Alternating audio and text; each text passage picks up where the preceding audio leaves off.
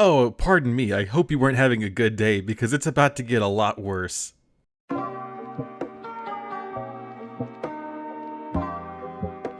When is a good time to use CG in your anime? Pretty much whenever you feel like it, and if it's done well, then you should use that shit all the time.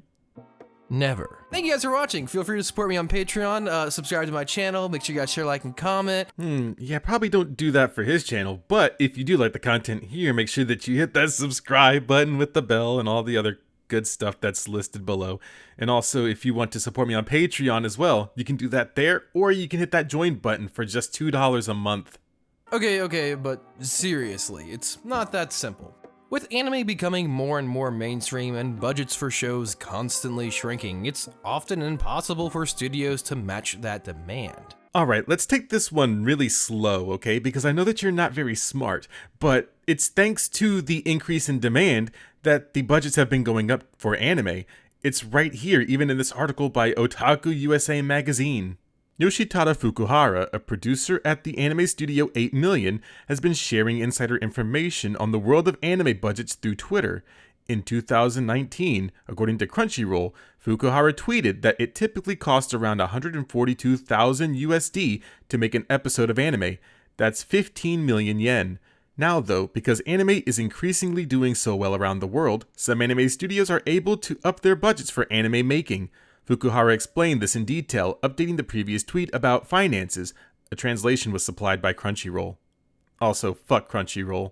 The tweet shown here reads, "This tweet is from a year ago, but recently the market price for an anime episode has been around 20 million yen, or 190,000 USD. This is because overseas distribution sites are focused on the popularity of the original work, the studio and the creator when they license the series at a high price, so the majority of the orders are concentrated on the more popular studios. Furthermore, the bigger studios tend to be able to claim royalties easily. On the contrary, it is difficult for smaller studios to claim royalties. Overall, budgets are increasing, but the royalties made through domestic broadcast TV licensing are changing and are gradually disappearing.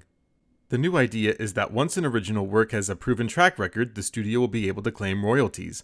In order to achieve this, the trend in the future will be for production studios to not only produce works, but also to create a system that allows them to do their own copyright business, to merge or be acquired by a major company, or to work with a production company. The number of original works is decreasing, and it would be nice if there were more original anime created by studios. So I don't know where you got this idea that anime budgets were decreasing and that we should stop where we are. I think that that's just a really stupid thing to say. CG is a necessary evil. I think it's a necessary evil because anitubers love to bring up CG in anime and say absolutely nothing at the same time. But surprisingly, that's not the argument I will be making today. First, I just really want to delve into this topic because no matter how ugly CG is, it's kind of cool when used properly. I'm not going to be too facetious here, but that kind of applies to anything. If done well, the results are good. I don't know why CG has to have that special little asterisk next to it.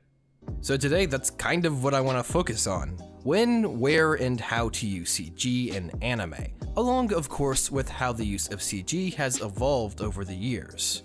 You know, I almost forgot that this was a film student. So he's going to tell us about how the anime industry works while, not knowing how anime is. So let's start by talking about CG and of course when to use it. Let's just be honest with ourselves, it's often because of budgetary restraints. Was that the case for Berserk, one of the most well-known franchises in the anime industry? Because if we're going based off of budget, that one had pretty much the name recognition. But of course, that could just mean that they didn't have the right company to fund them. And a lot of it goes into investing and whatnot, so it's kind of weird.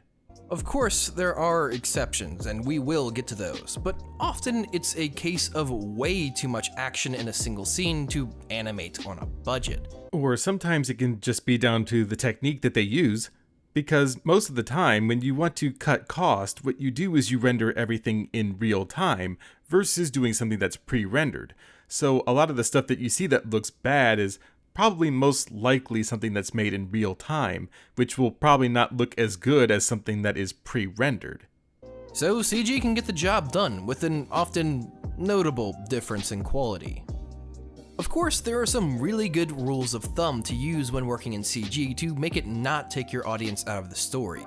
Because after all, that's all this art form is about. Keeping your audience immersed in your story, and weird jarring cuts back and forth to CG can absolutely ruin that. That's why it's often so universally hated. Tell the geniuses over at Crunchyroll that same thing. Keep that same energy.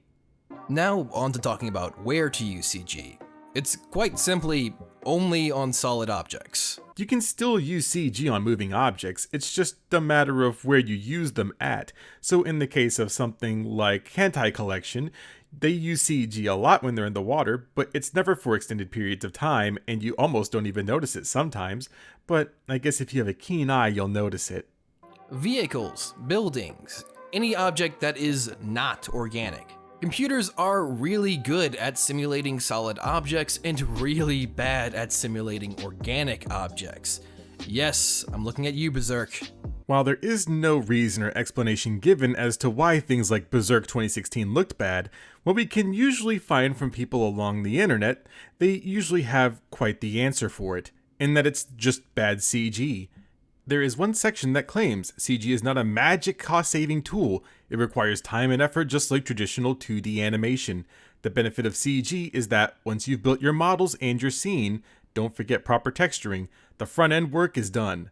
Like a traditional film set, you can move your camera, move your characters, render the scene, and move on. This saves a lot of time and effort compared to 2D animation, where each new scene requires at least some new animation. Berserk 2016 isn't the worst example to come out for CG anime, but I think we all know what XIII is all about, don't we? And also, of course, how to use CG. It's pretty simple. Establish with your audience when you will be using it, then stick to it.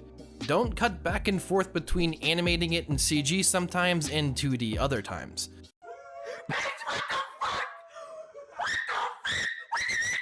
Pick a style and commit to it.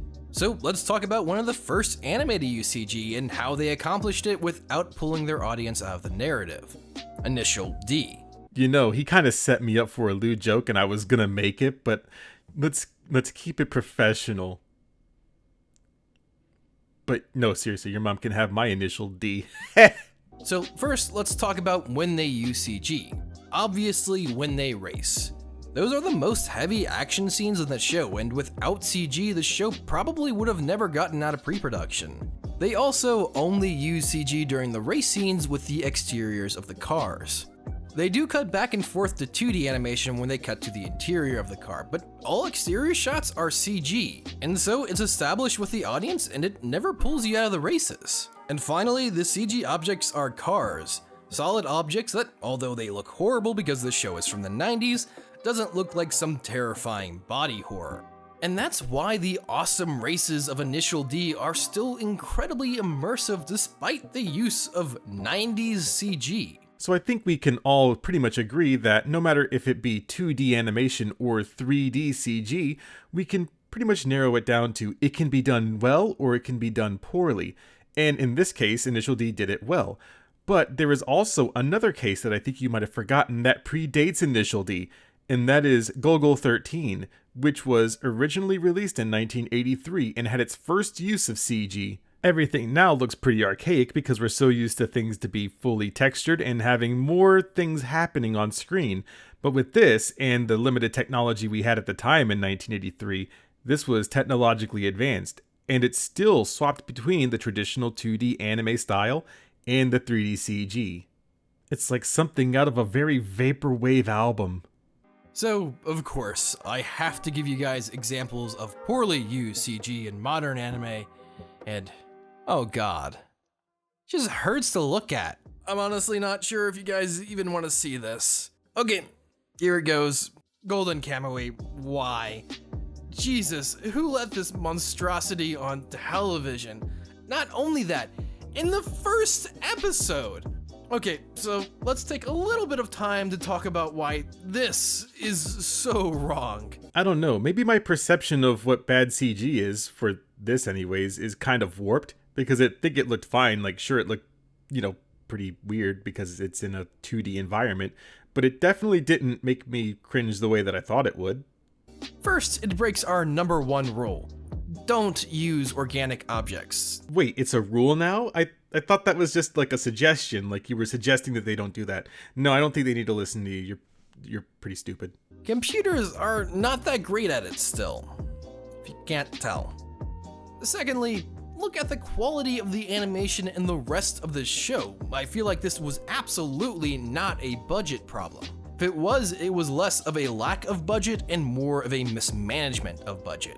And thirdly, if you absolutely have to use terrible CG in your show like this, just try to show it as little as possible. Do not frame it so we can see every inch of this eldritch horror-looking thing you call a bear. I don't know, the bear does a good job of being frightening to me, but maybe that's just my perception. Oh god, let me just get that off the screen. Let me get it off the screen, and then you immediately put it back on the screen. This is some grade A editing you have here. I'm glad you're doing such a good job.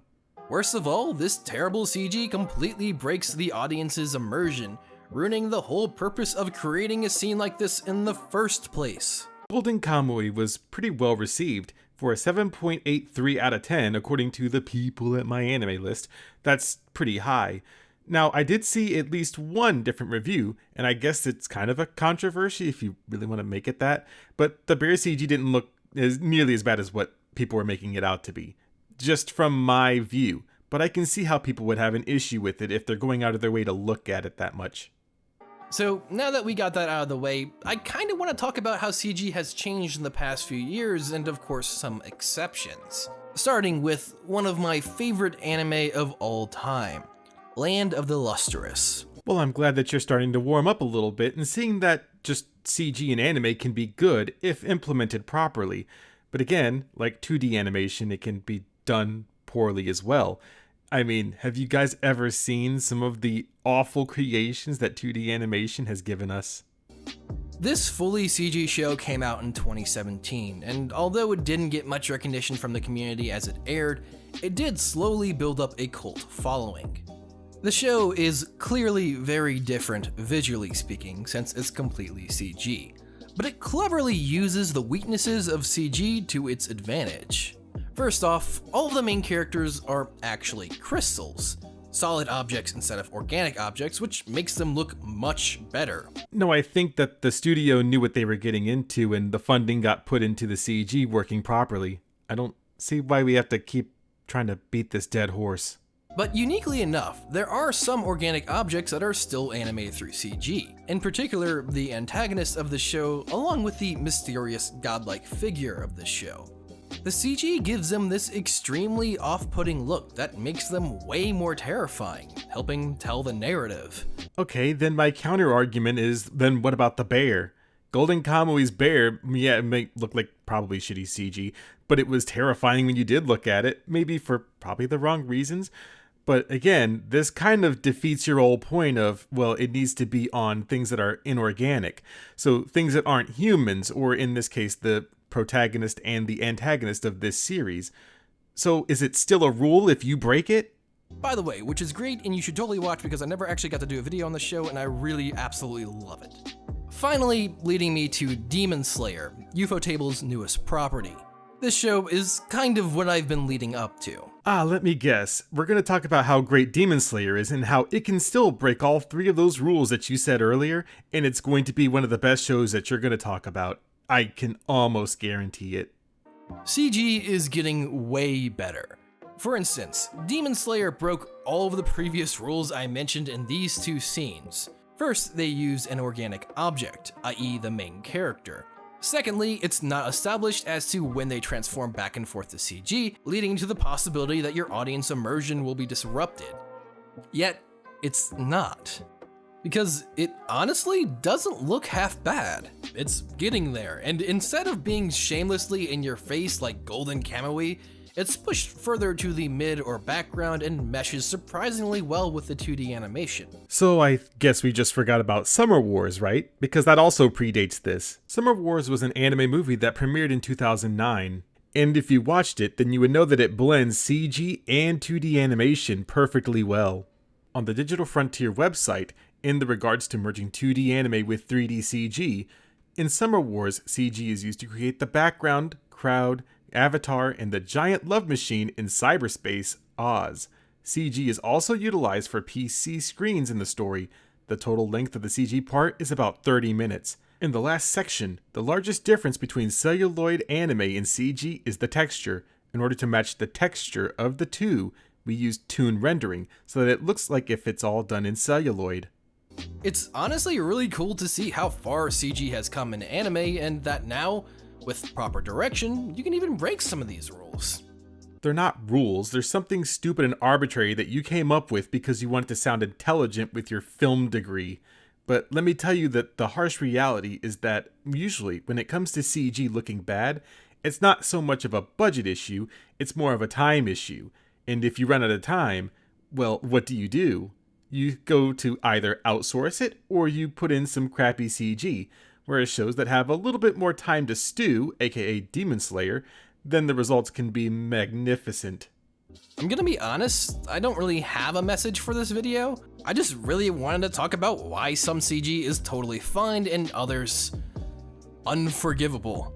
It's just something I'm particularly passionate about and wanted to talk about while figuring out what seasonals I wanted to cover in more depth. And unfortunately, you failed on almost every single one of those fronts because, of course, over here in this neck of the woods, we actually do our research before we make a stupid video. Because at least if I'm going to sound stupid, I would like to have some kind of links to it.